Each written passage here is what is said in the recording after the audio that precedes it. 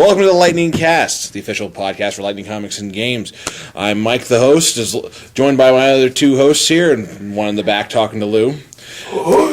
To my left, we're going to go the way of the dealer here, is we have our man with a plan, just not today. Never any plan. Ace Kierna. Yo, what's up, boys? And next to him is our Imperial Officer, Damien Vonderhaar. Nice to be back. And then we have Matt in the back, thumb wrestling with Lou.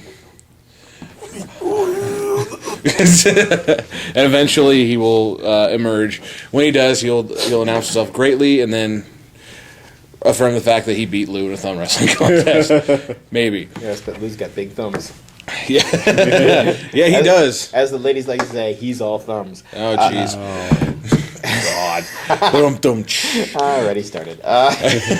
We've been on a little of hiatus after Halloween. Yeah, we took a little bit of a break because Too much candy. I don't know. Too much candy, too many people, and I don't like anyone. You're in a class by yourself.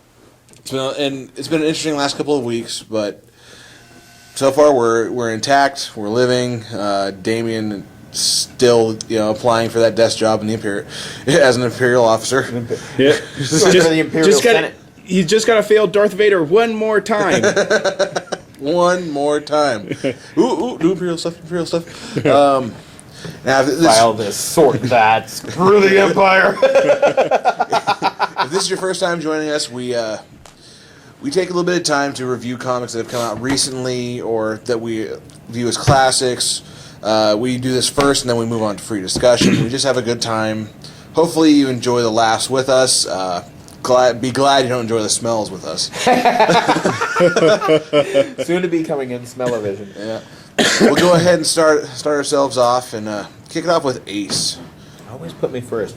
Well, it's A, man. Yeah, we're going in alphabetical I know your order. real name, but it's I'm not fair to changing use my it. name to Zace. So Z. Zace. Zedediah Zelwick. There, I have told everybody from Arnie, Abigail to Xander, Zepsidin, A to Z in the dictionary, in the phone book, whatever you want to call it. So, Isn't Xander spelled with an X? Depends on what you're going by. Oh, okay. hey, if people can take a regular name and spell it many different ways. For example, my wife's name is Lindsay, and it's spelled several different ways to Sunday. It's like Shirley. There's Or Shirley, you can't be serious. I am serious. You have a Don't guy call me named Shirley. Yeah. A guy named Greg, and it's spelled Pepper. No. No. No. I'm not even gonna go there with that one. Anywho's, they're all on a little tiny dust speck or snowflake, whichever version you desire. One of the first ones I read this week was part of the Marvel copycat formation of the DC's New 52, Marvel Now, Iron Man #1. Oh, boy. Ironing Man. Or Ironed Man. In his spiffy new gold and black. Black is the new color in superhero costumes, apparently, because it's very slimming. Yeah. But Those extra Stark pounds. I'm not a big Iron Man reader. Let's just get it right off the bat. But for lack of anything spidery to read, I decided to go with Iron Man. And this is the first issue, part 1 of the storyline Demons and Genies. Really? Not the Linda Blair or the Barbara Eden type, but it starts off with a whole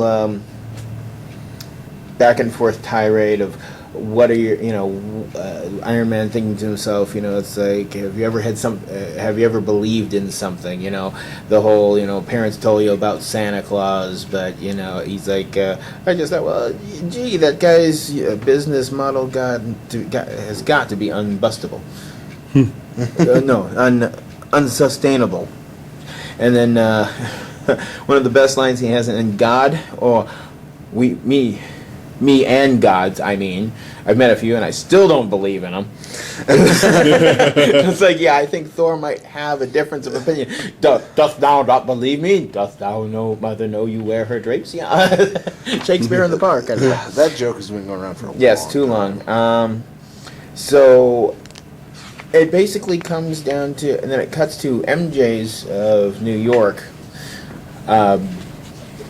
Apparently in the timeline, I've kind of skimmed through Spider-Man, so I at least have enough knowledge to talk shop. MJ in New York is actually owned by Mary Jane Watson. She has a nightclub now. Oh, wow. Yeah, and it's apparently doing very well if it's attracting customers like Tony Stark. Hey, no problem. I can pay for everybody's drinks in the building because I don't drink anymore myself. But hey, Yeah. and of course he's out with a perfect blonde. Yeah. Ooh, impressive. And well, it gets to that.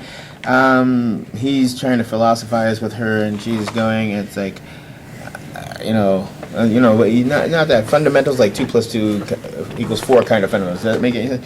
Gee, I don't know. It's so hard to concentrate. But and then it goes on for a couple panels, and but an energy drink and vodka, because it makes it all like energy drink cocktails would help. They're so tasty and they twinkle. So we call them and I hate her already. and this, that, and the other thing. So she goes off to the bar to get a couple of them. So I'm paying the bar, and it's like that's what being an alcoholic's all about. And also, that means I can't have one. And at the bar is Pepper Potts, and the blonde just lets on. It's like, it's like I'm not a bimbo, Miss Potts. I'm acting about half my IQ at best. Because she pretty much is like, I know how many women he's been with, how many he's dated, how many he's loved, and hey, a night with a philanthropist, billionaire, playboy, free drinks. Who cares? And, Potts goes to chew him out. Of course, that one was deceitful. His response is, "Yes, that brow's highly padded." And she gets all upset. It's like, is she spy master? Probably not. Then I don't care. Let me relax. Let me be me. And they go on. There's their tete-a-tete. Cut to Buenos Aires, Argentina. Well, that's kind of random. Yeah. Huh. Meanwhile, in Buenos Aires, Argentina. Woman comes out of the sewer and sees another one and goes, "Hey, I need your phone." It's like, what? It's like, from out of the sewer shoots fire. She dials a number really quick. Boom. Ground explodes, and it's the Extremis. A product of AIM, Advanced Idea Mechanics. The message was sent, and she gets blown away by the Extremis, who has fire blasting abilities, almost like the Human Torch. I'm a firebender. Yeah. Cut back to New York, and he's got the bimbo, acting bimbo, in his swanky apartment. We for the acting bimbo for bimbo. today. Yeah. Well, it's like, I used to speak perfect bimboese. Hi, my name is Candy. I'm a bimbo. My favorite color is clear. And the woman who had just used the cell phone texted a number, and it sent a message out to. It was like a coded message that sent a warning that her genie in the bottle, the Extremis that she helped work on, Well, yes, the extremist is loose. And it's like. It's Maya Hansen. This is a pre-recorded message. 2 sets of bad news. Firstly, I'm probably dead. Secondly, Extremis is loose. And he's like, I'm sorry, but I've got to go. Thanks. Yeah. So at least she was smart enough to go. Oh, well, I guess I don't get to. Iron Man. So 20 minutes later, Pepper shows up, and it's like, guess what? What's the worst thing that could happen to me? To be kidnapped and forced to make weapons for indiscriminate killers? For my talent to be perverted? That's how he became Iron Man. I was lucky then, blah, blah, blah. But this is a recorded message from Maya, and guess what? She's a genetic programmer? Yeah. Someone made her reconstruct? Oh. And knowing what I would do if it fell in the wrong hand. What do you think that actually means? And we cut to 16 hours later, and a guy named Colin44 is having this like big auction or something for Advanced Idea Mechanics, AIM, and he's trying to. It's like I guess you could say it's an extremist infomercial. Kind of, almost, the speech goes on almost Westworld, Future World like, if you remember those films from the 70s where, you can act out any fantasy. These robots are created for your fantasy, but they're not programmed to kill. But apparently these ones, if you want it, they are. Because it's like, he's like, the future is intrinsically and solipsistic, self-centric concept. If there is no one to see it, it doesn't exist. So to create the future, we must create people fit for the future. We must create people to fit with the future. So with the extremist program, you can create the perfect people to fit and adapt to any kind of thing that the future will hold. So, after the conversation with Pepper, there's swarthy kind of guy just standing in the back, and it's like, you can tell it's Tony, and it's like, with the world's most famous mustache, you'd be surprised how good this guy's shaving is. So he goes all Bruce Wayne, I'm clean shaven, you can't recognize me. It's like Clark Kent, no, yeah, great disguise there, you got a pair of glasses.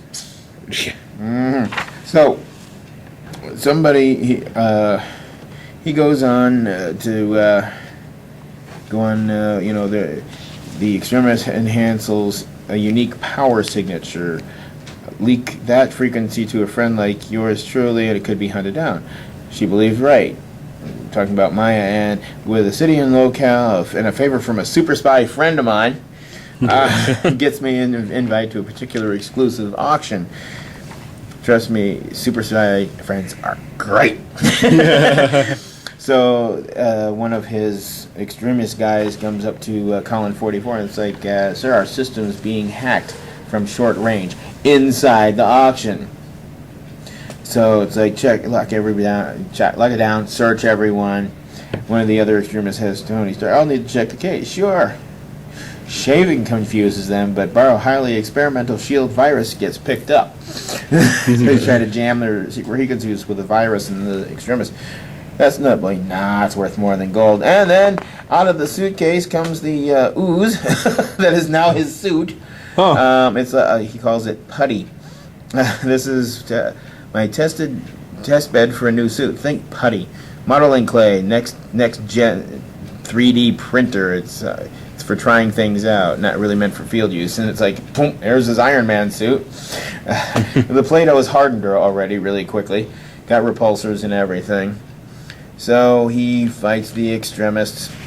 This, that, and the other thing kind of quit and cuck pan, take him down. He's like,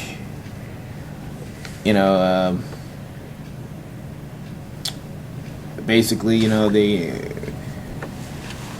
it's a Faustian pact I'm familiar with. If your ideas have at least one military purpose you can get them paid for, you can realize your dream as long as it's got enough nightmare in it. So if you create this new energy source, somebody will find a way to militarize it. Quite basically, which is all fine until you realize one of your ideas is too dangerous to be let loose.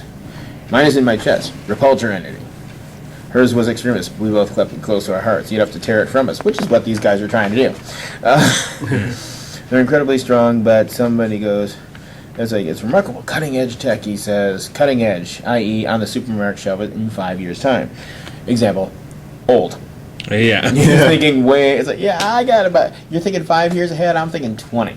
So, and he's fought these kind of extremists before. He's thinking to himself, these monsters I've beaten, so I've prepared, I know how to take them down. I had to kill him, an extremist antile. I couldn't, there was no other way to stop it. He goes on.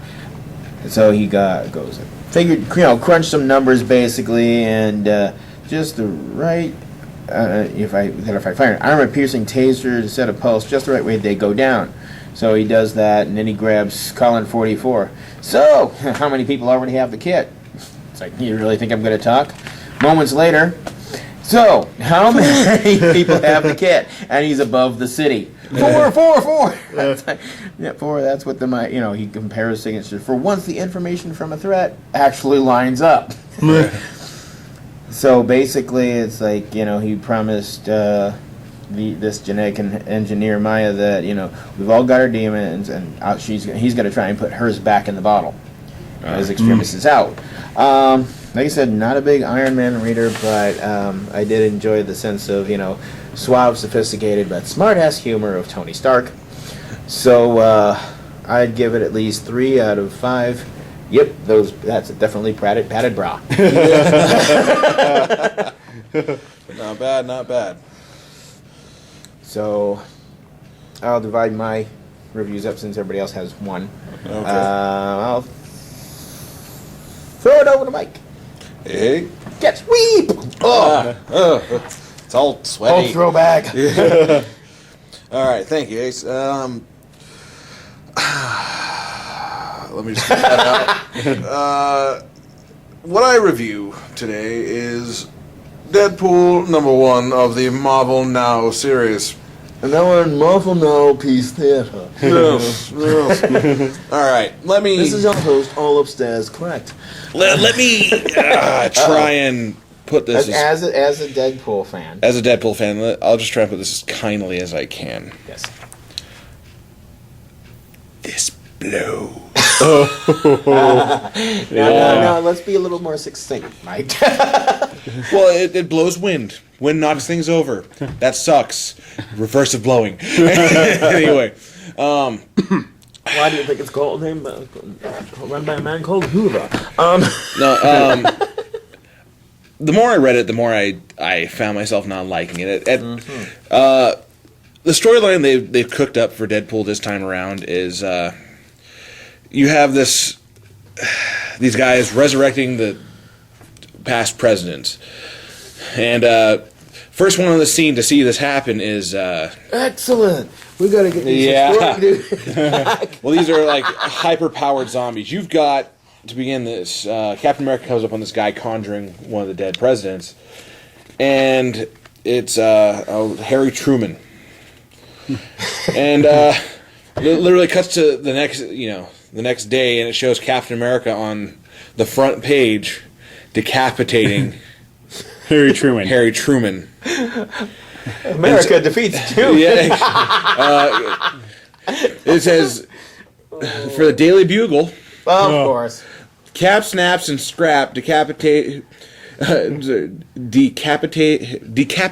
America stars in Truman Show, and it's basically they have this Jonah. Oh, this PR nightmare that Shield has to put together. So they're like, well, you have to take down these dead presidents, but not use anyone from the Avengers or from Shield to do it.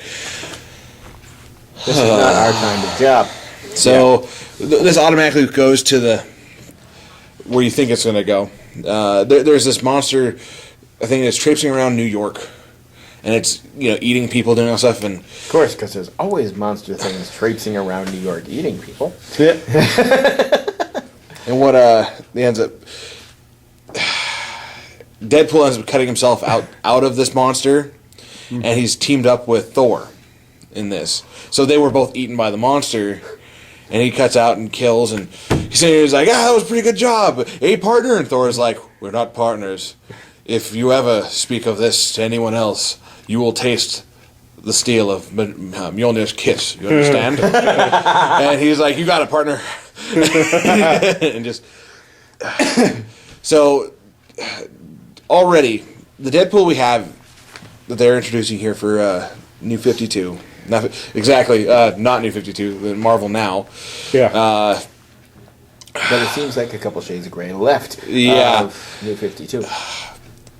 He doesn't have the two sides in himself. He's not talking to himself anymore. At least Doesn't want tacos or hot pockets. At least not what I noticed, which made the other comics so Hilarious. wonderful as it was, because you had logical, you had impulsive, and you had Deadpool.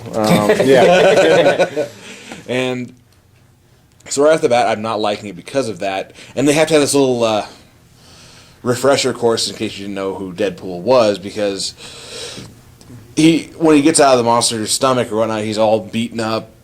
He's got his own intestines hanging out, and he just looks grody as all hell. And this group of people come running past, and what's going on? FDR is back, and he's ripping up New York. And I think it's FDR. I have to check. Pretty damn sure it was FDR.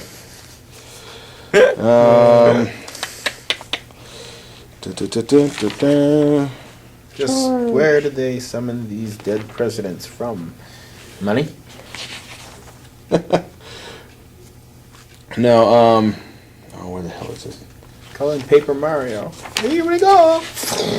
In Manhattan, that monster was. Yeah, FDR. And you have this fireman running past Deadpool. He sees the intestines hanging out. He's like, "Hold on, buddy. We'll try and help you." And Deadpool's like, "Oh, no worries. Thanks to this Canadian healthcare program I was a part of, I can put myself back together."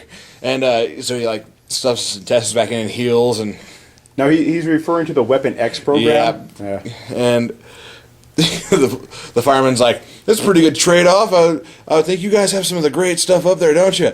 And he's like, "Well, I kind of have a disfigured face." And I was like, that's not that bad at all. He's like, "How about this?" He takes his mask off and he looks, Deadpool as normal. Can it be scary?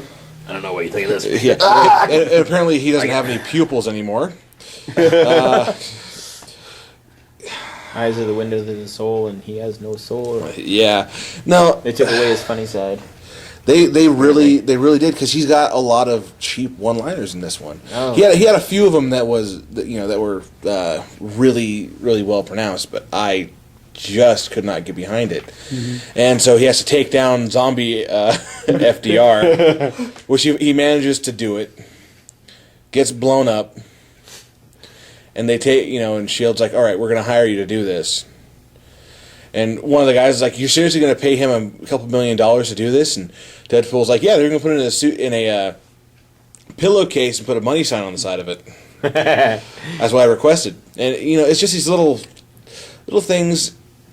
They're taking the humorous side of Deadpool and putting it out instead of him arguing with himself and being this great strategic guy. Because Deadpool himself, he may be insane. He still actually has a lot of coherent thought when he puts his plans together. Like back when he had Evil Deadpool and all that. When you had the mad... Well, before Evil Deadpool, you had this mad psychiatrist that was copying him, everything he would do. Yeah. And so obviously getting him blamed for all these different crimes. And you have this warden of this psych ward. Yeah, it's a prison psych ward as well. Yeah. And she's going to plan to kill him. Well, they're in Britain. And Deadpool's like, "Well, there's got to... How would I do it? I would have it set up so it'd be cooking a cup of tea. Yeah, or something. And it would set off the explosives in the oven. Once the tea went off, it would trigger it and it would blow everything up, for tea time. Mm-hmm. That'd be a great idea. But no, she wouldn't do that. She wouldn't think of that at all. Well, when he goes in there to help out the guy, gets him untied, he hears the thing tweet as it is, and he looks back and he's like, "Clever girl." The exact thing he thought of, she did it. It almost sounds like A Few Good Men. Yeah. When Tom Cruise, this is how I'm going to get him to confess what he did, and he went just according to plan. Yeah. No, in all things, I didn't like it. It doesn't have the split personality. It doesn't have, because that's what made it so great, was him talking to himself to get the right idea. And it seems like typical. It's almost like Wolverine, but trying to be funny Wolverine. Just doesn't work. It doesn't work, and I'm not a fan of it. I don't want to pick up this one, so thank you for not putting it in my box as it is. So it turns out that was a really good decision. After reading it through, it just didn't grab you. It doesn't grab me. Like the Iron Man grabbed me more, as you were telling it, than Deadpool did, and I'm a huge Deadpool fan. Mm-hmm. Yeah, and there's just none of the quips like Deadpool usually has. I mean, yeah, there's good attempts, and then basically there's a letter in the back there by Deadpool. Stolen from the desk of Captain America across the top. Yeah. And what it basically is saying is, well, we're going this new direction. It's not a reboot and all that. And yeah, it almost seems like he's blaming the guys for how crappy it is. The guys who are writing it. It's kind of like the third Star Wars Family Guy. Oh, this is you know what? Screw it. Fox made us do this. We Yeah. didn't want to, but they saw we did the first one, and that was good. And then we did the second one. And they saw all I can see was dollar signs, so they said, "Yeah, go ahead and do this." Great. So Well, enjoy. he even refers to it as a train wreck. Yeah, this train wreck as it is, and Yeah. I will say it's a train wreck. Well, Until I see the Deadpool I like come back, I'm probably not going to be picking up this title because I know I sound like A purist. a purist, yes, or Andy, in this fact, but it's Your not argument is pointless because I'm Batman. Yeah, exactly. This is not my Deadpool, as it is. It's not my Deadpool. It's not my Batman. And it feels kind of weird to say it like that, and I don't like down talking anything like that. It just doesn't fit how it is. It's a nice try. Yeah. Good, good going. You put a comic out there and slap Deadpool's name on it, and then made this guy that's not Deadpool. And then that issue 2, we'll throw Wolverine in just because Wolverine has to be in every damn book. Yeah. yeah. And so my rating on it, it's very conflicted. Oh, but it's good God! It was Michael Broderick Godzilla. But but it's not good. Man. People might like it, might think it's good, but in my opinion, it does not hit all the keys that I want it to hit. Possibly it could work better for somebody that has no clue what the original Deadpool was like. If you're new to it, this might be something for you because it's a new Deadpool to work Right. with. It's not the Deadpool I'm used to, and that's what I don't like about it. But don't always take what I say as the concrete These are fact. just our opinions. Exactly. If you know what they say about opinions. Yeah, Everyone has one. If you want to try one, bless you. I'm going to say bless you on that one because I'm not sure if that was between a sneeze and a burp or whatnot. It just didn't which way it wanted to go. It came out my ear. Oh. But if you want to give a new Deadpool a shot, please do. I'm still going to give this one, as a veteran fan of Deadpool, a definite 1 out of 5. 1 out of 5. Train wrecks. Train wrecks. Train wreck, man. I would say 5 out of 5, but that's a lot of credit for train wrecks. Yeah. That's a good day for the railroad industry. Whoa, boy, we got a lot of work now. Yeah. Because everybody knows they don't ride the train anymore, So here's the hoping that you still give Marvel now a shot. I like the Iron Man. Yeah. The Deadpool just fell flat. And I don't expect it to go too far if they keep it the way it is right now. Yeah. So they'll be recalling a lot of the superheroes. And maybe let's just go back to Spider-Man 701. you know it's going to happen. You know it's going to happen. Yeah. Well, what they'll do is they'll have Spider-Man 1, 2, 3, 4, 5, then go right back to the original tracking. Yeah. At, Wow. 706, That 707. that is yet to come. I'm signed up for Marvel Now's concept of Superior Spider-Man. Yeah, that's right, Andy. Take that. Superior Spider-Man. So when that does premiere, we'll be reviewing that in the future. The weird thing is I might be having a guest appearance on his podcast in a little bit. So I've only seen one so far. Yeah, I haven't even seen or heard any of them. I'm not even gonna give it a shot. I'm gonna go in there blind. That way, like I went in blind with Deadpool, came out disappointed, and we'll see if that's the same thing that happens over there. So I'm gonna go ahead and pass it on to Damien here after I've cleared my mouth of the taste of this particularly bad book. Deadpool and Dead Presidents. Yeah. Thanks, Mike. Well, Made of what it sounds like. I am going to review A Babies versus X Babies. It's a one shot comic, and I know a lot of you who know me might be surprised because I usually do Star Wars, but I like stuff that's not Star Wars as well, and I just like to read something funny every once in a while. So. There goes Lou. Yeah.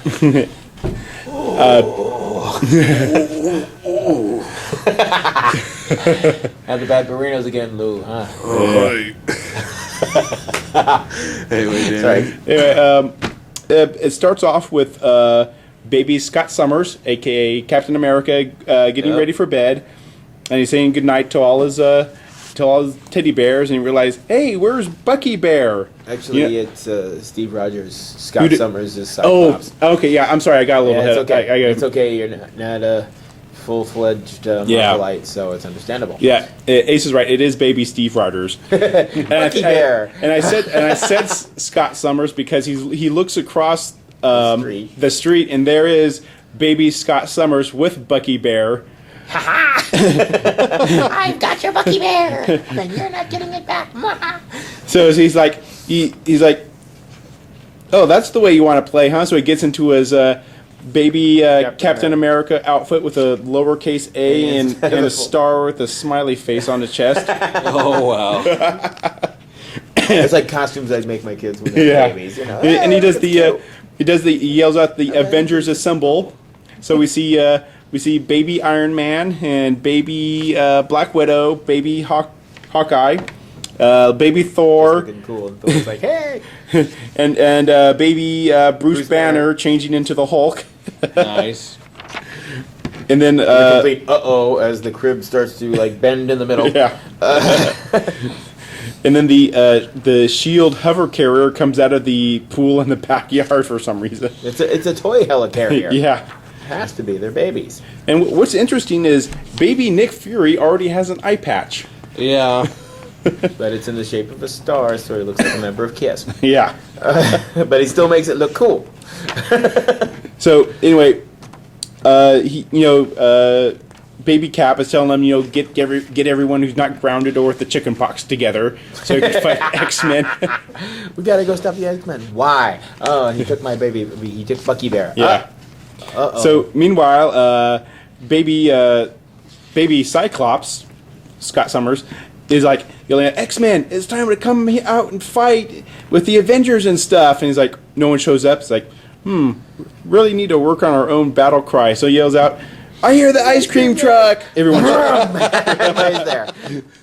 So anyway, I after want Tutti Frutti. Yeah. Where's the ice cream? so then he goes like, let's have some fun.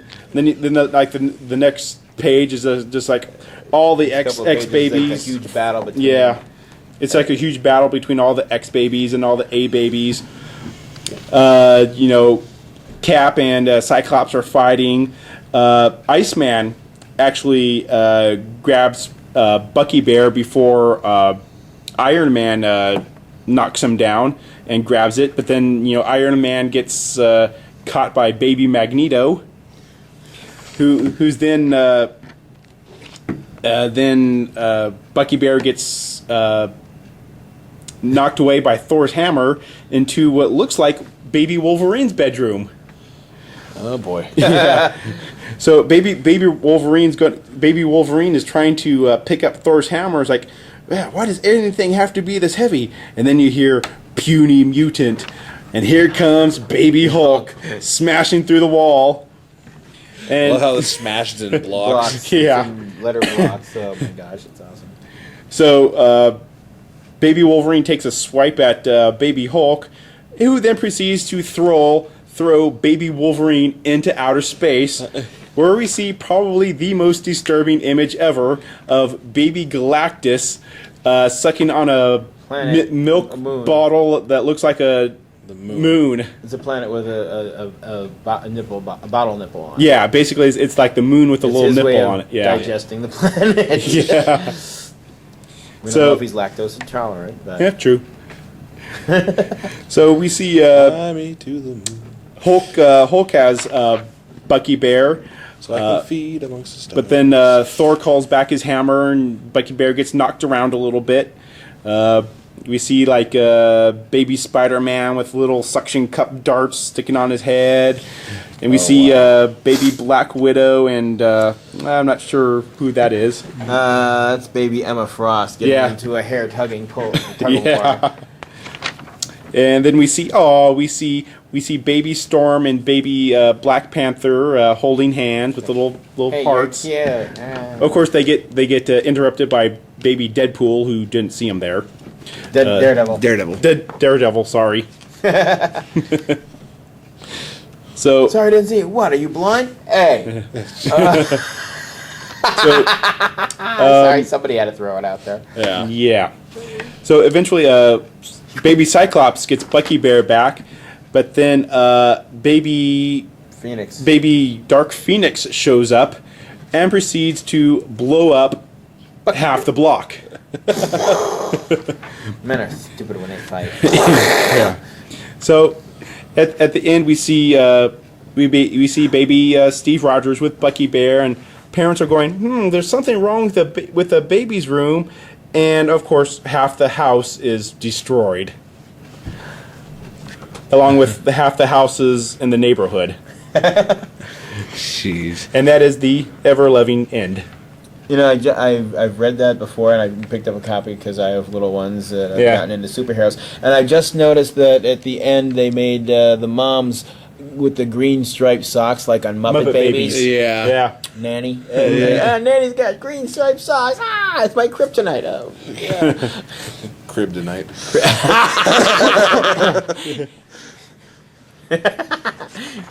So I just like Genocide. the cute humor out of it. Version. Yeah, I like how funny that was. That Because actually made a lot the of sense. nuances in there that I enjoy, besides the lowercase a on Captain America's helmet, the beanie propeller on Thor's helmet, Hawkeye shooting suction cup darts. Yeah. It's just catered towards kids. Or adults who act like kids. Like I do not. do too. Shut up! You take that back. You I'm smell. telling my mom. Now children. Yeah, you got cooties. The youngest guy in the room is like, now, God. He started it. I don't care. I'm finishing it. Neener. Here's your bottle of beer. Shut up. Woo! And But I don't drink anymore. it Yeah. even has a nipple on it. What's her name? Aww. But yeah, if you like good, just something good and funny, I would recommend picking up. I give it 4 mutant babies out of 5. And a lot of them have pacifiers like Doctor Strange. Yeah. Magneto has Magneto's pacifier.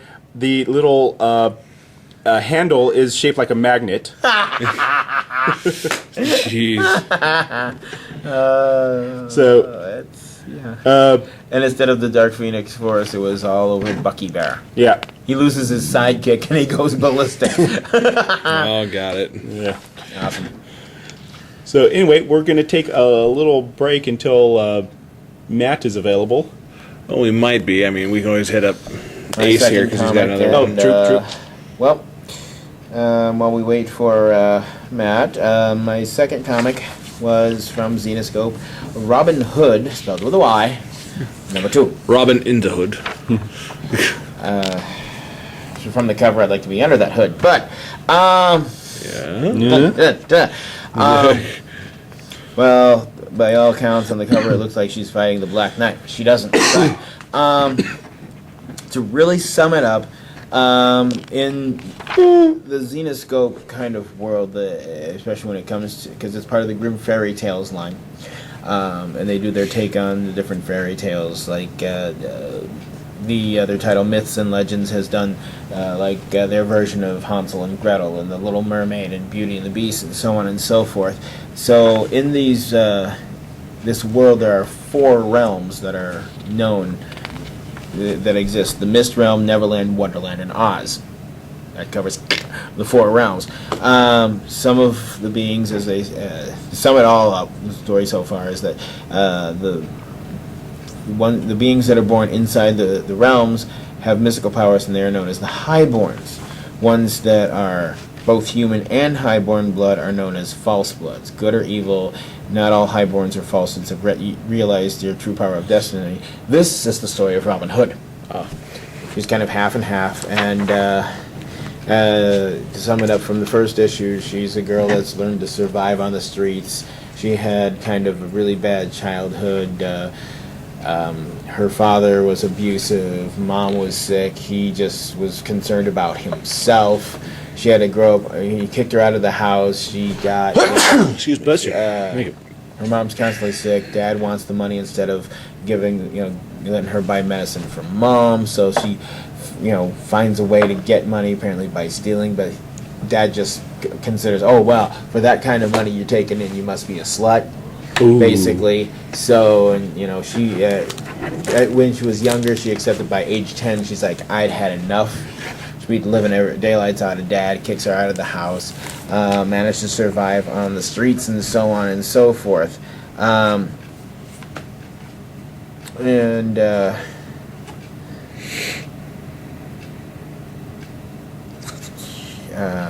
She notices that she actually has like special gifts, or she's able to be a good thief, that kind of thing, and until she steals a car from Cal King, the biggest. There's no nice way to say that. They actually say in the book, Wick with a PR in town, and so she's like beaten up by him and his cronies. And meanwhile, in the realm of mist, King John has pushed to the citizens to the brink of by making them work until they practically die, taking his people and subjecting them to all kinds of heinous work just to make his kingdom perfect little kingdom, not like Duloc. So Robin finds herself in the realm of mist, sans an eye. Apparently, when she was in jail, she had lost an eye in the first issue. He said, ordering conflicts, we missed the first issue. So, she's in the mist realm and confronted by several knights.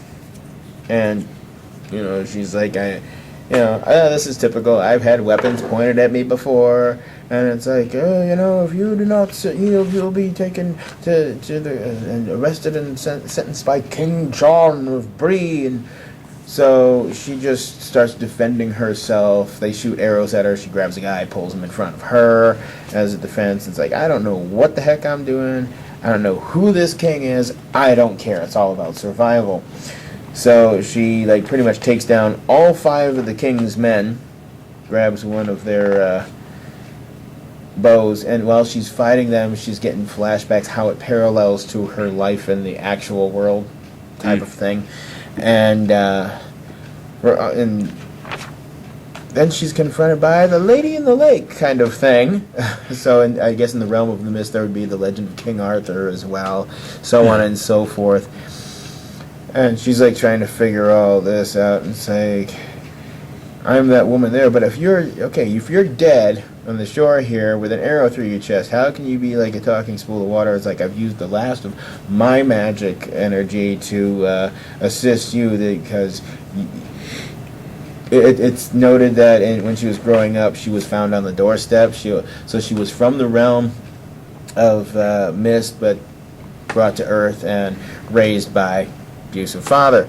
So it's like this man died. This man used the last of his will to bring you here to help us out, and she goes, take this ruby from me. Honestly, in the comic book, the dead woman lying, it's blue, but then when Robin attaches it to the bow, it turns red. So it's blue, but then turns red ruby, and her missing eye is a glowing orifice.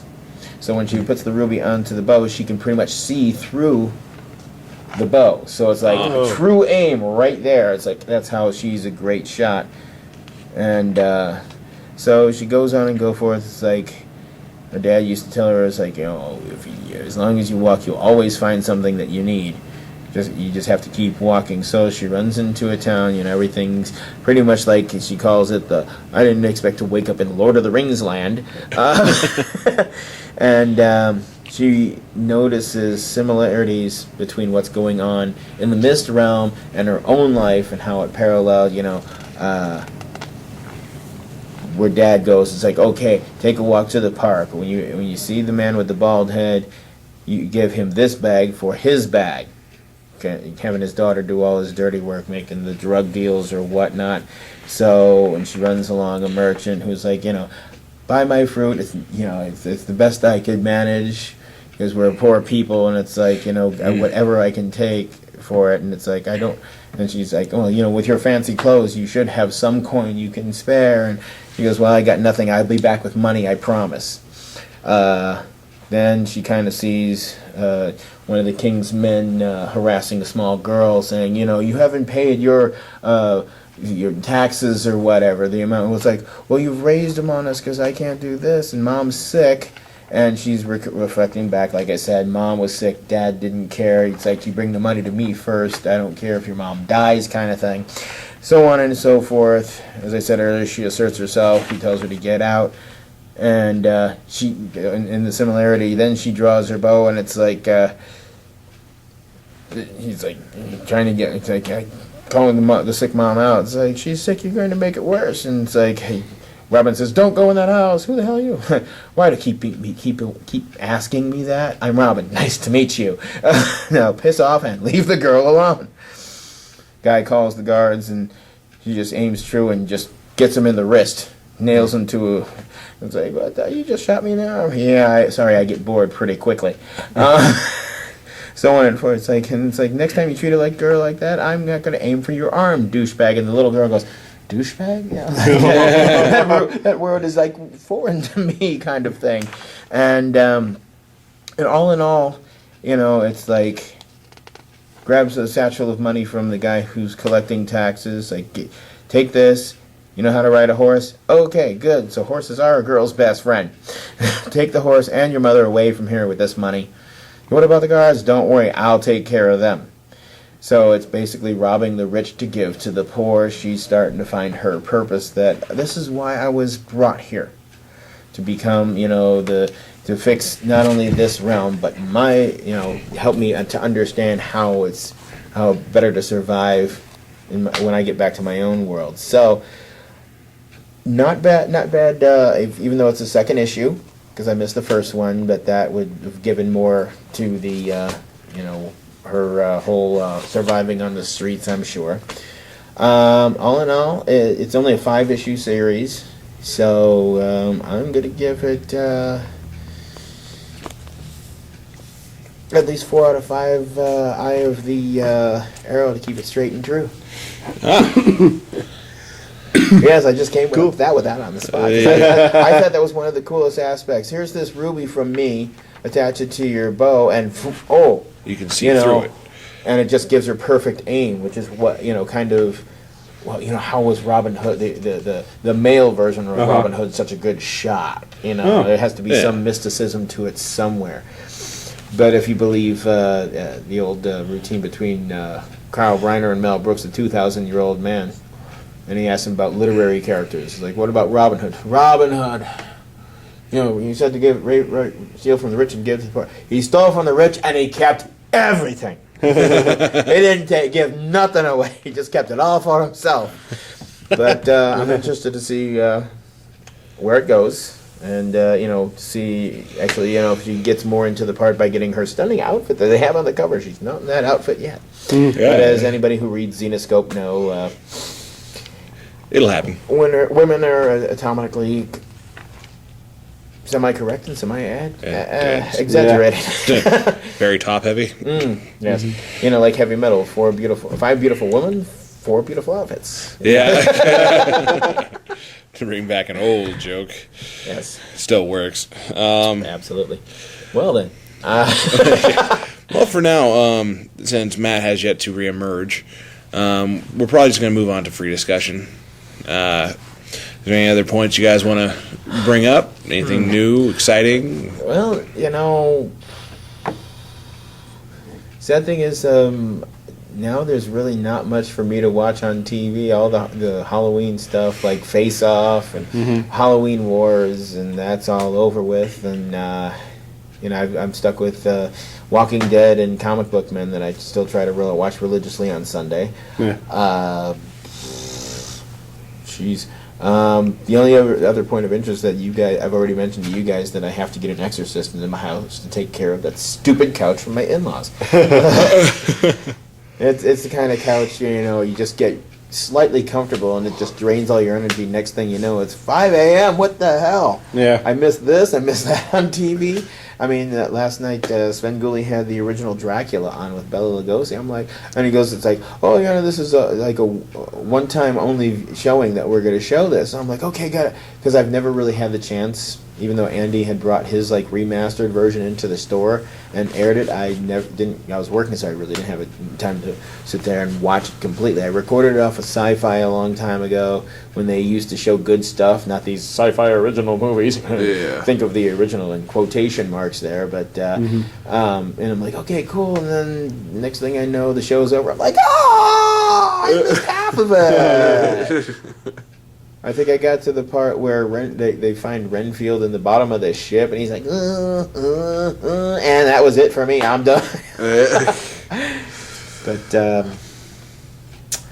not really. You know, the whole Halloween thing is over. So Yeah, now we're moving toward the whole Thanksgiving part. yeah, the where you think of either spend time with family or think about family and eat a lot of stuff. Yeah.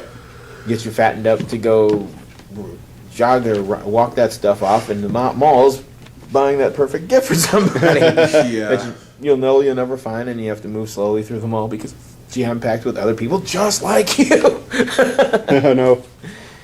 But, There- that's There hasn't been it's been kind of a slow first week and a half of November. yeah. Actually, when you think about 2 weeks almost. Yeah, it's basically there. Welcome to November. Snow. We've had snow recently. Yeah, okay, the snowfall. That was something that I was so happy to see on my birthday. Of all the things I wish for, snow is not one of them. I'm not a big fan of snow. If it stays off the road, it's cool. Whatever. It's snow.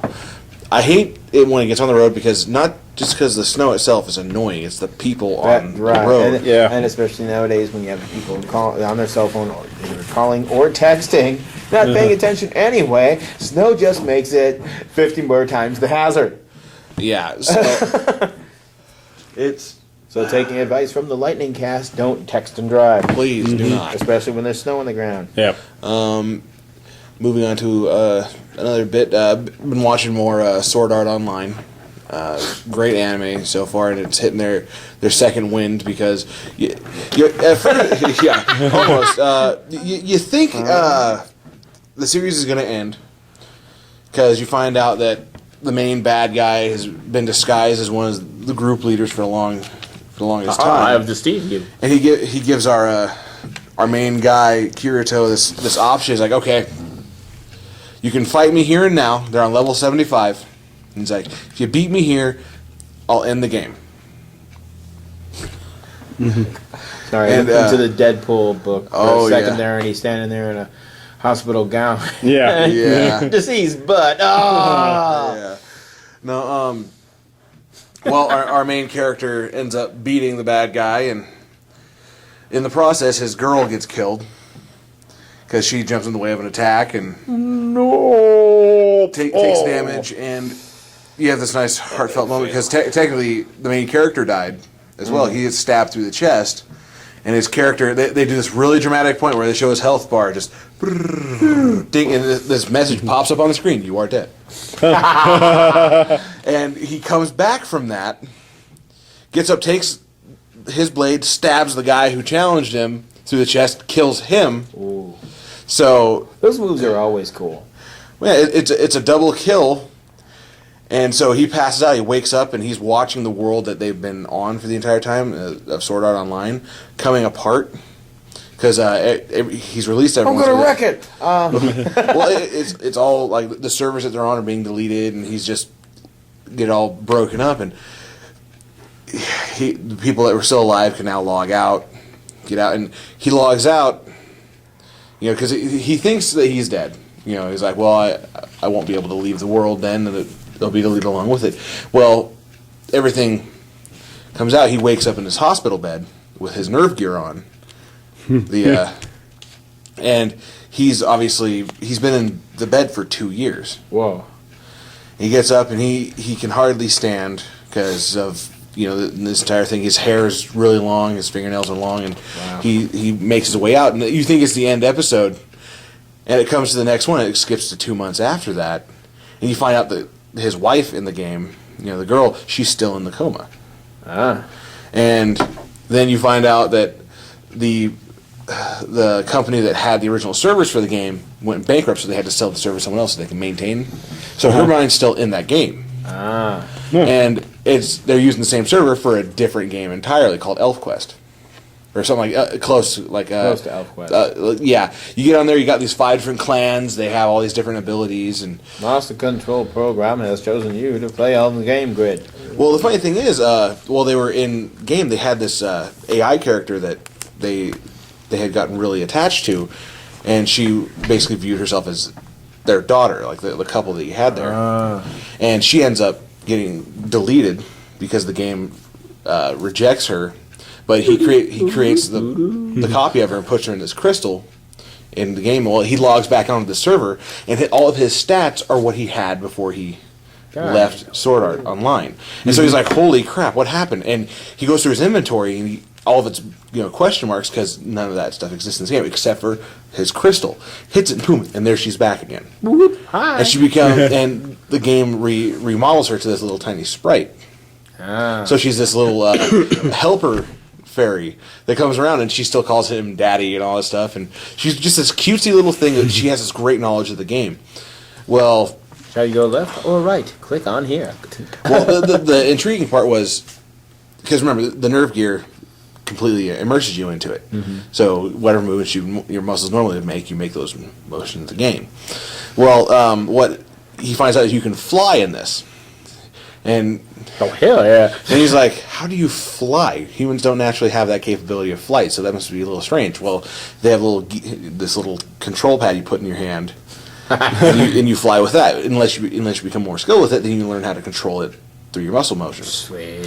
But what gets him to go into the game and find out is because there's this huge world tree in the center of the game that you have to travel days and days to actually get to.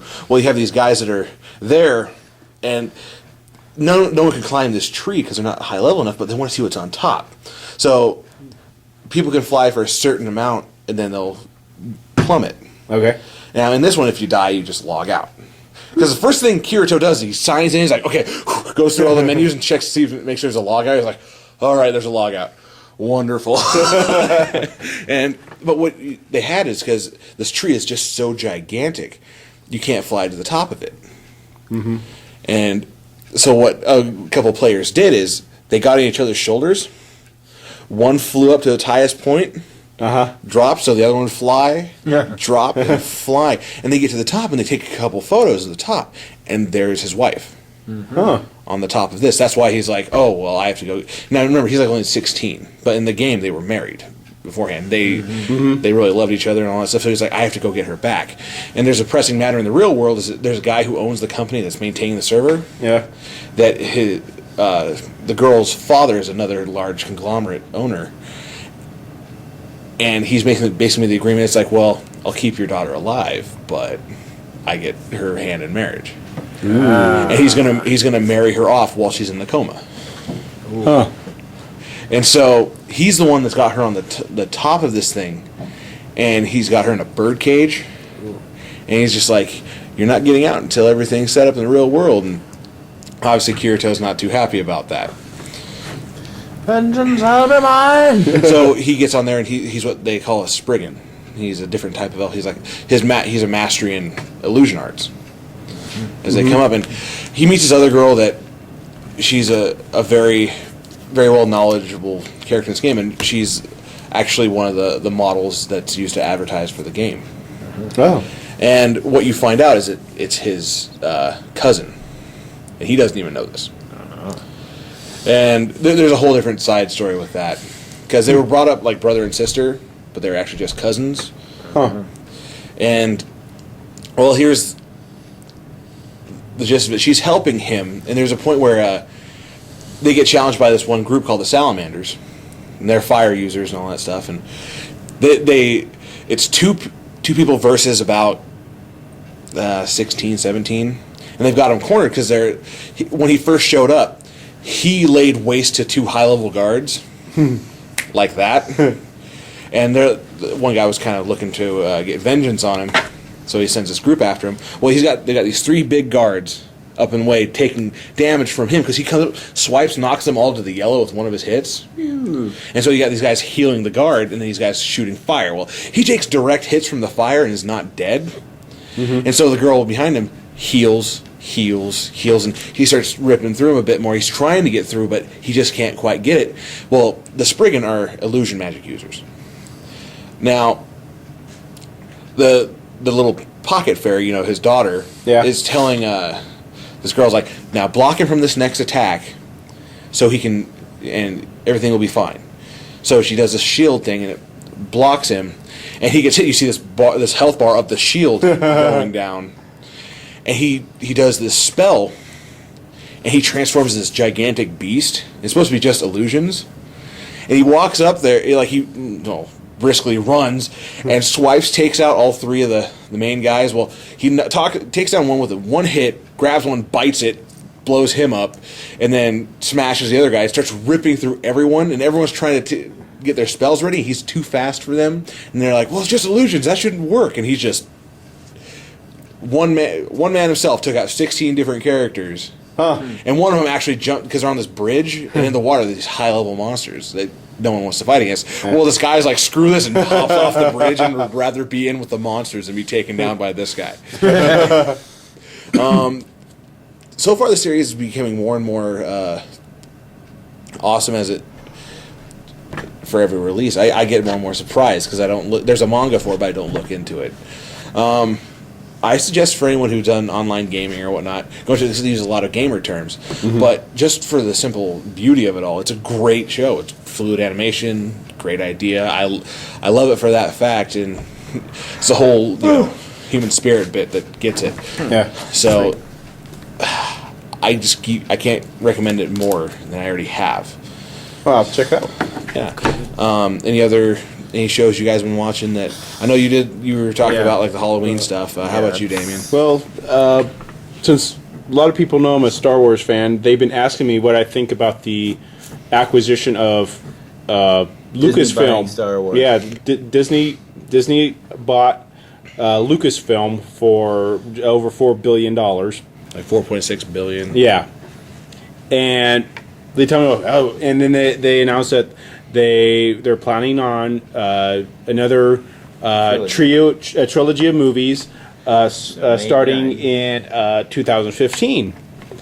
And so I was like, well, I tell people, well, Disney owns Pixar. They do really good movies.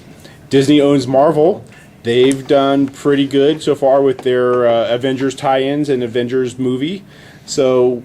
And Spider-Man, which just came out on DVD. Yeah, Spider-Man. I have to plug. Came out on my birthday. Shameless plug. Yeah. So, it's... And it probably, a lot of it depends on, like, what director they might be getting. My short list of directors would be Joss Whedon, who did... Too busy. Yeah. He's got Avengers 2. He's got Avengers. He's got the TV show S.H.I.E.L.D. Yeah. That's up and coming. He's got Avengers 2, so I don't think Joss would be. Yeah, he's one of the dream directors. If you had to choose a director. Or J.J. Abrams, because he did really well with the Star Trek. Oh, yes. A reboot.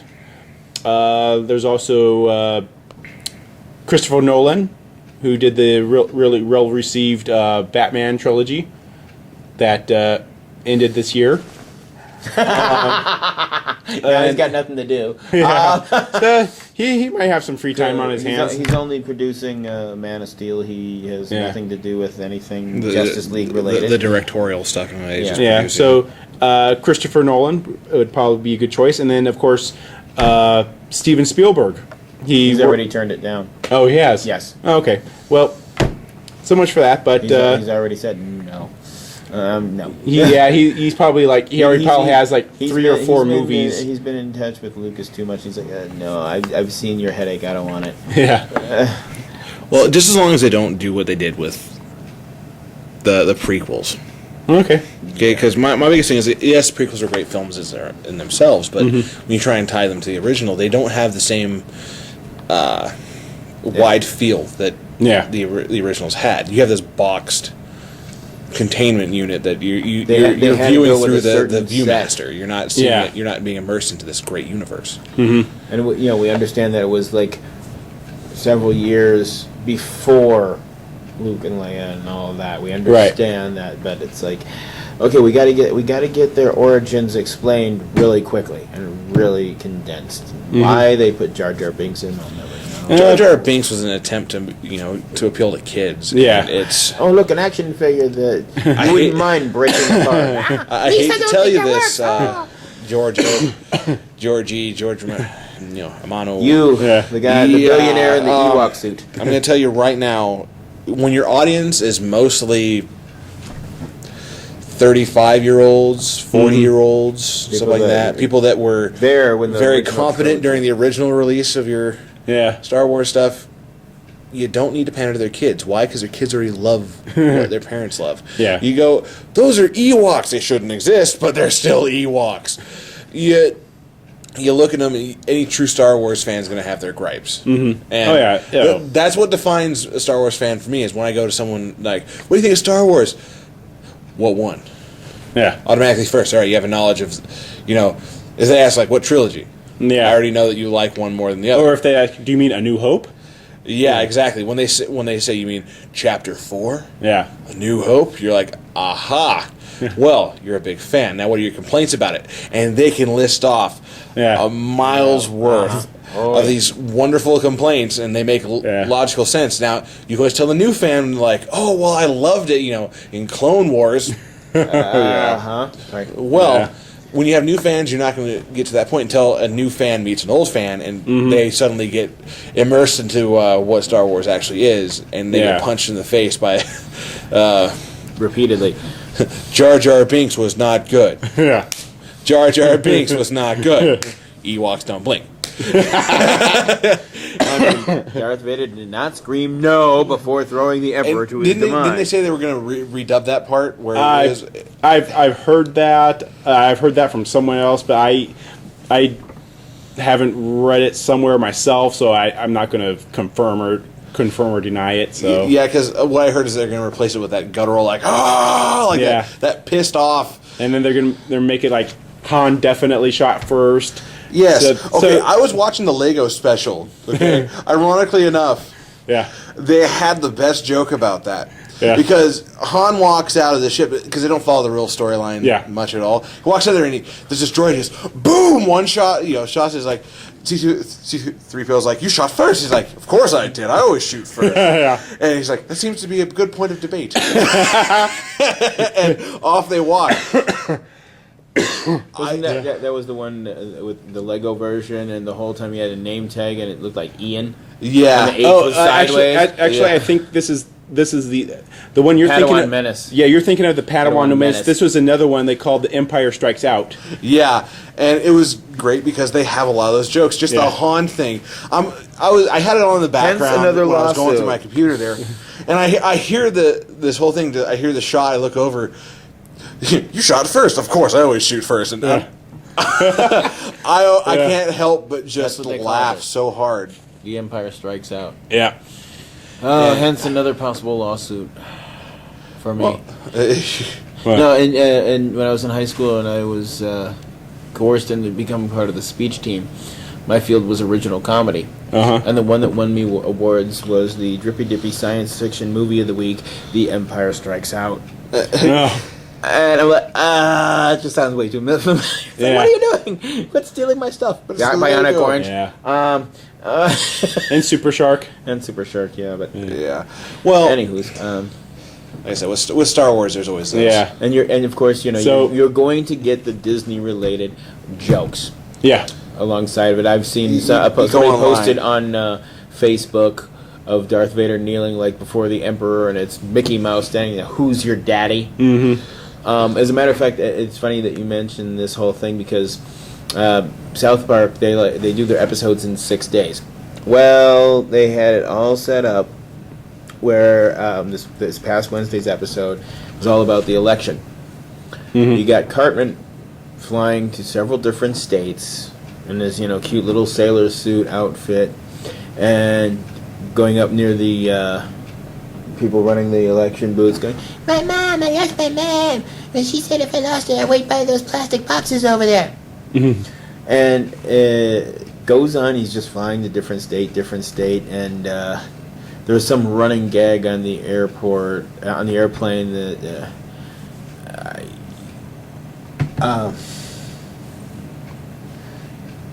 about like having some kind of nuts. And Okay, it's starting to get old now, but he kept laughing every time he heard it. Would you like some spicy brown nuts? it's okay now, but it's kind of funny still. So he goes over to Kyle's house and he's like, Kyle, I have something to show you. I was like, what are you talking about, fat ass? He's like, No, I think it'd be very important if you find out what I've got, Kyle.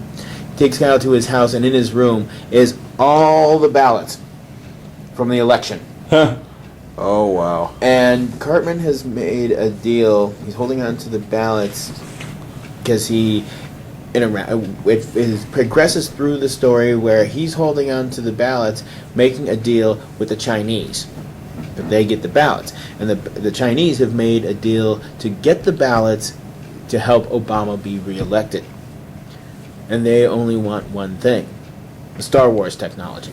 And it's not the Reagan Star Wars technology. They want the Star Wars films to be kept out of the hands of Disney. To keep them true to what they actually are and not altered by Disney. So Cartman is hiding him. He's hiding the ballots, and only Kyle calls the FBI and the police again, and it's like he has stolen ballots, and it's like they go to his room. There's nothing there. Cartman has hidden him in the one spot where nobody would look. A Hummer dealer. Nobody's buying Hummers. Hey, I got a great deal on Hummers. Yeah, whatever. And you can see that there's like a stack of the ballots right behind the guy. So Cartman, in his own way, finds out that since the Chinese want the Star Wars technology, that he has to go to the source. So Cartman goes to Disneyland and talks to the representation of Disney, Mickey Mouse. They've already had him there on before. South Park, yes, with the Jonas Brothers. Yeah. But he's like, it changed from like being a thing about the election to a Disney buying Star Wars twist, and it's like, I have the ballots, but you will not get them unless I get what I want. and it's like Mickey Mouse always, Like, I can get you one just like it. and it's like, so what is it you want? I want a part in the next Star Wars movie as Luke Skywalker's son, Cartman Skywalker. Is that all you want? I can get you that, no problem. I mean, I don't have to go through the Chinese? And the leader of the Chinese is General Tao. And he's like always, being hesitant about how the deal's going. Mm-hmm. And of course the joke is, what's the matter, General Tao? Chicken?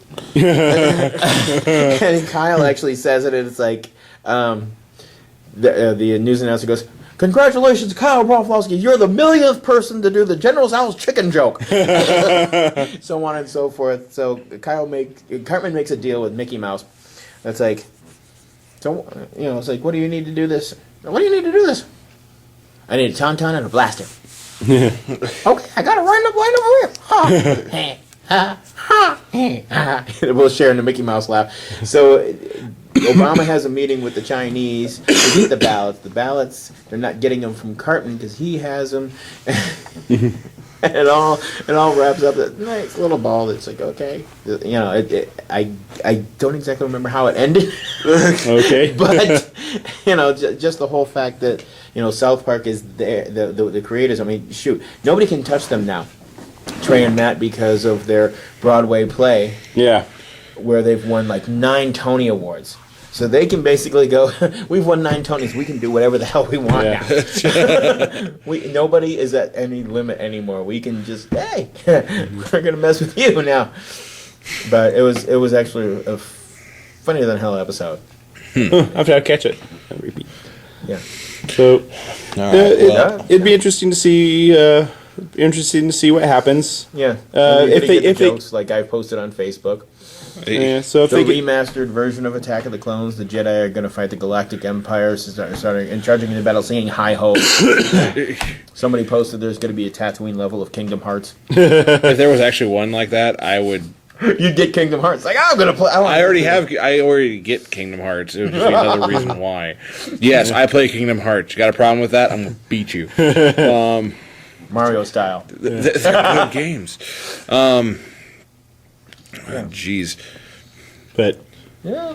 You basically have a wait and see attitude. yeah, so if it's a good director, good script, I'm assuming it's going to be past episodes past Return of the Jedi era. Well, yeah, there's episode 7. So. 7, 8, yeah. 9, yeah. Yeah, so I don't know if they're going to base it on anything that already exists or make a completely new story. We'll see what they can do. Yeah.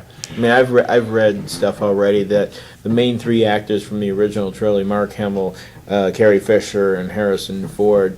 Mark Hamill was like, well, George had a meeting with the 3 of us not that long ago. Yeah. And it's like, this is kind of what I want to do. And kind of, surprise! What? Yeah. You're actually giving up your empire that you've created? Yeah. And, Well, he's basically retiring. yeah. Yeah. So He's just going to live on his little ranch in his Ewok suit that, blinks. Yep. And, I was gonna say that.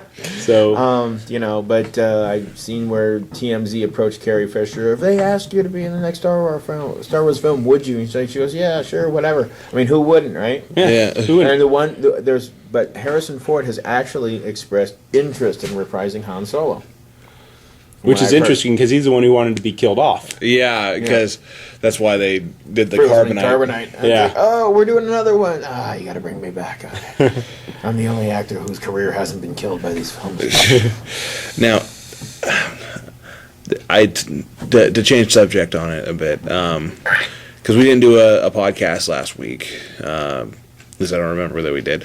Oh, yeah. You just reminded me that the Halloween episode, totally forgot to give my review of the pilot of Mockingbird Lane.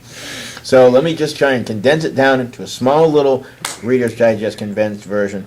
Despite it being only the pilot, I and several other people enjoyed it. It had high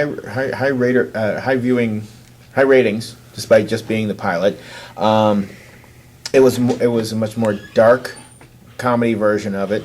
It wasn't the upbeat tempo on the theme, but they had the theme in there just a little bit slower, more for a dramatic element than anything else.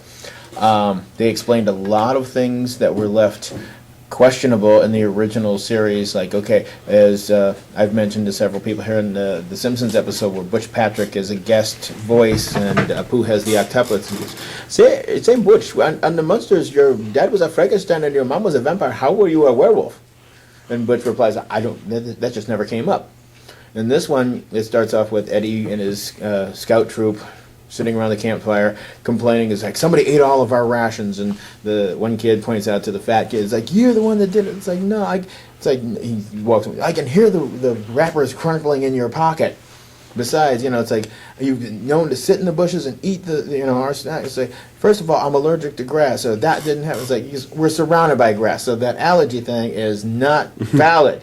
And he pulls up his iPhone, it's like, besides, I got, this, and there's a picture of the kid sitting in the bushes. Well, they're ransacked by what the Munsters call a baby bear attack. Because the campers are getting tossed around by this bestial creature, this, that, and the other thing. Real quick, and kid gets in his sleeping bag, gets tossed into a tree. Doesn't die or anything, just falls in. Ow! And a big. And the next morning, they're all huddled in the Scoutmaster's car, and it's like, is that thing coming back? I don't know. Where's Eddie Munster? And then we see him coming out of the bushes from like the waist up, and he's naked. So his parents called it, there was a baby bear attack, and you were ransacked and tossed into the bushes naked. It was mostly an unknown cast. The only known actors were Jerry O'Connell as Herman and Eddie Izzard as Grandpa. But they had but to explain the whole werewolf thing, Wasn't Portia de Risi Portia Lily? de Risi, it was Lily. Lily. I believe. I don't know what she's actually been in before. And then, no, don't connect it to Star Wars. There's Samuel L. Jackson. Sorry. Which they can do. It seems that the whole story that, Grandpa creates Herman because, you figure his daughter is a vampire. She'd either kill all of her mates or they'd die before her. So he assembles Herman out of different pieces. And one of the pieces of Herman, the man in the previous life, was a werewolf. So that's where we get the werewolf DNA for Eddie to be a werewolf. There's the side jokes. They after the baby bear attack, cut to a realtor, and he's showing this blonde woman a house on 1312 Mockingbird Lane. She's like, well, he's got, this has got this, and it's like, well, what about that one over there? And she's pointing to this old dilapidated mansion across the street at 1313. And it's like, you don't want that house. It's the where several horrible grisly murders happened. It's like, well, sounds ideal. It's like, what? You've heard of the hobo murders? And it's like, no, but I think my aunt and uncle would enjoy it. It's like, there's a cemetery in back. Well, it would remind them of home, wouldn't it? Huh? What are you talking about? It's like, there could be bodies on the walls. Well, it's a fixer-upper. We'll take it. But the in jokes where Grandpa, the whole plot line, Herman steps out onto the porch and he's in shadow, but it looks like he's got the flat top and the bolt sticking out of his neck. But then he steps to the side and it's a lantern hanging down. So it's like lantern classic nose. Grandpa and Lily are brought to the house in large crates, unloaded, and it's like they're unloading one of the boxes. There's something moving in here, and it sounds like rats. So they drop it and run. Both of the cases fall out. Grandpa's breaks open. He's formed by a huge swarm of rats. And Marilyn comes out with a robe. It's like, Grandpa, you can't change like that in public. What if somebody saw you? Because he was naked when he came out. Lily forms through mist. She's also naked, but in the parts of the box, spiders come out and they weave her outfit around her. The other, the nods to in the dining room, you can see Lily's harp in the corner from the original series. Yeah. They have the staircase. Eddie leans on the vulture, and the staircase. The stairs open up. Herman just tosses a coin in there, and you hear it ting, ting, ting, ting. And he's having a conversation explaining what happened at the Cub Scout sleepover and they camping out in the woods, and it's like you still hear the coin just going on forever. And so, did they have Spot? I'm slowly getting to that. Okay. While trying to quickly get to that. Brief summation. They made references like, "Don't tell me Grandpa's drinking again." Because they're trying to act like a normal family. They don't look like monsters per se. They're just trying to blend in, so they look more normal. And at one point, the whole plot line is Grandpa wants Herman and Lily to explain why Eddie is a monster. The fact that he's a werewolf. He doesn't realize he's a werewolf. So Herman's heart that is just pieced together keeps breaking down, and he keeps collapsing because he loves too much, so his heart always breaks. So Grandpa tries to find somebody with a suitable heart, and they run into the new scoutmaster, and he sees Lily, and his heart skips a beat. So Grandpa's going,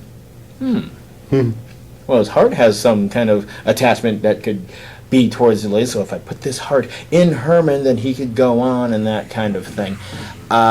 So they finally explain to Eddie that, Grandpa and Marilyn take Eddie out into the woods into a duck blind to kind of explain the circle of life.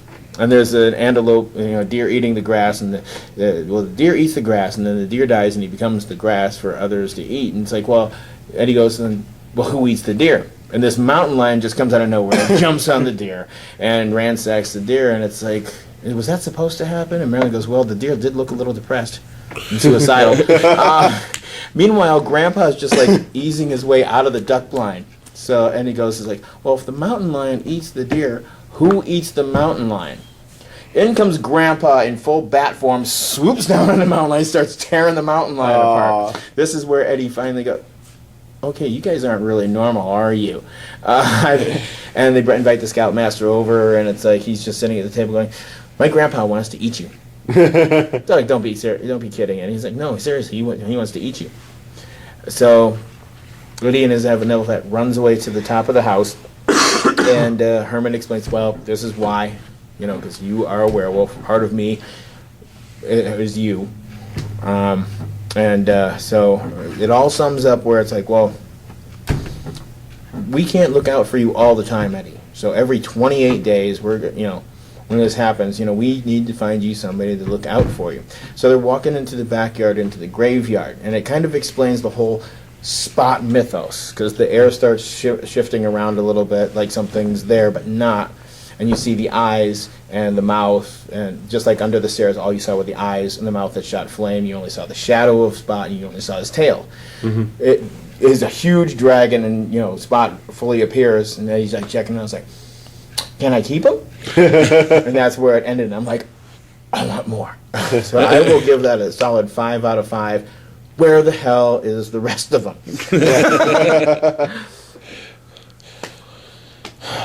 Matt. Howdy. He's finally joined us after his inaugural thumb wrestle with Lou. Did you win? Yes. No, you didn't. Wait. We've got about 5 to 10 minutes left on this one. So my question is why isn't Herman a werewolf? He's made of several. He's a self-made man. He's of several different pieces. Only a small part of him is a werewolf. Just enough where there's wolf DNA within Herman. And ironically enough, in the pilot, Herman and Lily are depicted not in full blown, but having sex. Lily has this like elated look on her face, and then she's on the ceiling of the bedroom. Herman's just in the bed, and then Lily misses down and lies next to him. It's like, I've got to, I really, should I have breastfed Eddie? I mean, yeah, but you wanted to attack him. But he was pinker than the rest of us. Yes, we understand that. But, she's thinking maybe that's why he's more normal than the rest of us, because I didn't breastfeed. But, well, look at Marilyn. It's like, yes, but she's my sister's kid. I'm glad you enjoyed that. Oh, yeah. There were several pilot. people, on that my friends on Facebook, they're going, Molly Schaffner from one, she was like just raving about it. It's like, it was very, the humor is very dark, but yet, had the nods to the original series. Gave it a different flavor. Type O negative, I don't know. O negative. Well, we did have time for a review for you, but I don't think we have it anymore. It's all good. Sorry. All good. Tried to condense it down. There's just so many short good- story long. Yeah. Strike that, reverse it. Thank you. Yeah. No. One last note I wanted to bring up. Oh, somebody let it wasn't me.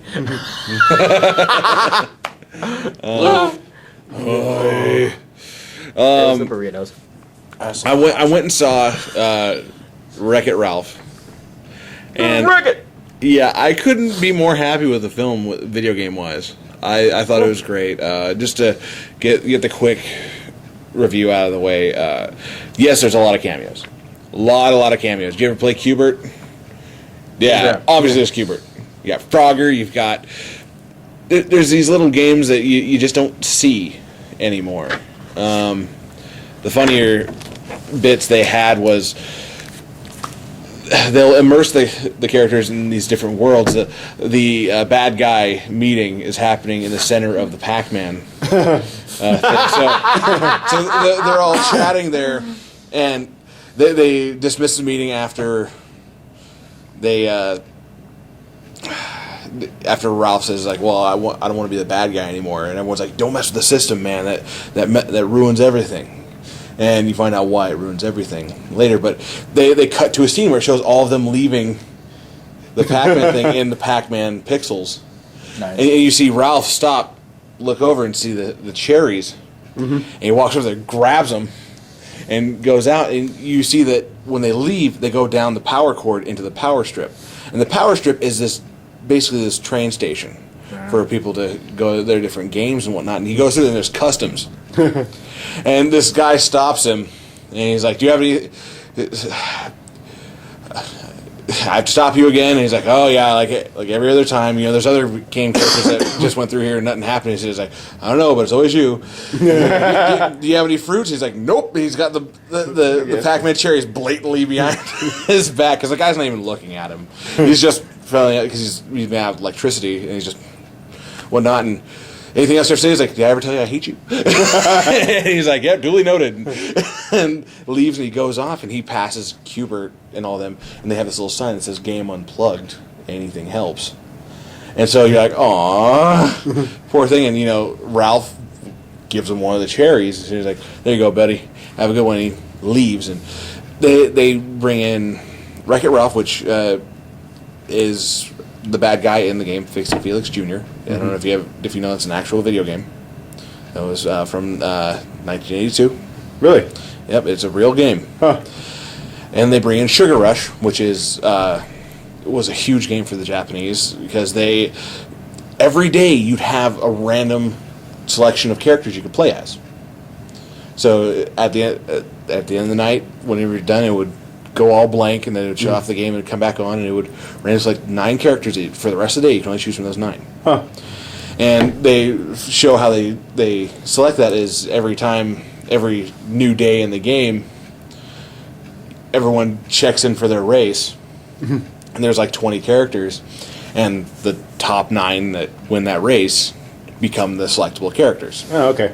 And the biggest thing is the girl that one of them is a glitch. Her name is Vanellope von Schweet is her name, and she's a glitch character because she has all these little glitch fits, and King Candy's like, well, we can't have you win. Mm-hmm. So every time she makes her own little cart, everyone else destroys it. And Ralph ends up in there. There's a lot of details I'm leaving out to keep this short, and the reason why they don't want her to win was because every time there was if someone played as her and she started glitching out, they'd be like, well, this game's obviously defective, so they would unplug the game and they wouldn't be able to do anything. Well, you find out the bad guy obviously is King Candy, and there's a lot of little things, but what I love are a lot of the cutesy moments that you expect from a Pixar film. Yeah. And the last big fight, all that stuff. There's a moment that I will absolutely love forever and ever and ever. During, Ralph has to make that decision to be, the good guy, and because if you die in someone else's game, you don't respawn. Oh. Because the game's not built for you to respawn in that world. Mm-hmm. And so he's faced with this decision, and in their bad guy thing, say, I'm a bad guy. That's good. And that's good. Mm-hmm. And there's nothing else I'd rather be than me. And he quotes that while he's this high distance, and he has to drop down and hit something and cause this big explosion. And he's falling. He quotes that as he's looking at this medal that Vanellope made for him. Oh. Because the reason why they're teaming up is because she used his medal to get into the race. Because Fixie Felix Jr., if you get to the very top of the game, he gets a medal, and then you toss Wreck-It Ralph off the side. And there's so many jokes about Felix's fix-it hammer. Literally to the point where he gets the crap beat out of him, and he just bloop, he's good to go. Because they get stuck. Okay, in the Candyland, there's so many candy puns, it's ridiculous. There's Nest Quicksand, and they get stuck in that, and there's Laffy Taffy. Well, and if you do something funny, they laugh and they'll lower down. Well, you got this girl from Hero's Duty, which she's like... Yeah, he said duty. Exactly. That's the joke they make about it. And so you got Fix-It Felix and her in this, and they're slowly sinking, and Felix is freaking out. She's like, shut up, and she hits him. He's got a big old black eye, and they start laughing. He's like, oh, it's Laffy Taffy. It's coming down. You gotta hit me again. And she does this little punk, and he's like, no, just hit me harder. And he takes his hammer and hits himself in the face, and it repairs his face. And he's like, lay into me. And she just, wham, oh, that's good. Wham, and it's causing this Laffy Taffy to come down, and it's... If you know Sugar Rush, it's a Konami game. And when he gets stuck in this prison, and the bars are a little bit shaky, and he's like, "Oh, I can get out of here." Takes a hammer and hits it, and it plays the Konami theme, and it fixes the bars, so they're even better. He's like, "Crap! Why do I fix everything that I touch?" He's got the hammer. He's trying to break out of it, and they even have the Konami code in there. Literally, because he's in the King Cold, not Cold, King Candy. I keep thinking King Cold for some reason. He goes into the inner workings of the game, and to access the main brain system of it, he pulls out this piece of paper, make sure no one's looking, and there's a Nintendo pad. And he goes, up, down, left, right, A, B, start. A, B, select, I believe, and it just, bloop, and it opens up. And I'm just like, oh, really? Oh, God. And he's the one that's responsible for Vanellope being all glitched out. Because he separated her from the game's memory entirely. And put himself as the main character. But as for how cuteness goes and how much video game nostalgia you can get, I'm going to say I have to give it a 5 out of 5. Hero medals, just because they go through all these different genres, all these different things, and they keep so well to the source material, or they keep so well to how the games are played out. And I was sold in the first 5 minutes because of that Pac-Man scene, or showing Ralph and like all these guys leaving, because you see what actually is on the other side of the. Because with Pac-Man, you go out one side, you come out the other. Well, it shows that there's a restroom, and then the exit down. And I just for seeing all these little cameos, all these fun things, I have to recommend it if you're into video games. If not, it's still very cute as it is, and it's got a good story. It does peak early, and then you have to get. I was sitting there at almost a 2-hour mark. I had to sit up and stretch and feel awkward, but good movie. Recommend it. And I'm probably going to see it again because someone else wants to see it. Cool. So with that, anything else left to say? Because we got to sign on out of this. Not much from Matt. Matt's the man of many words tonight.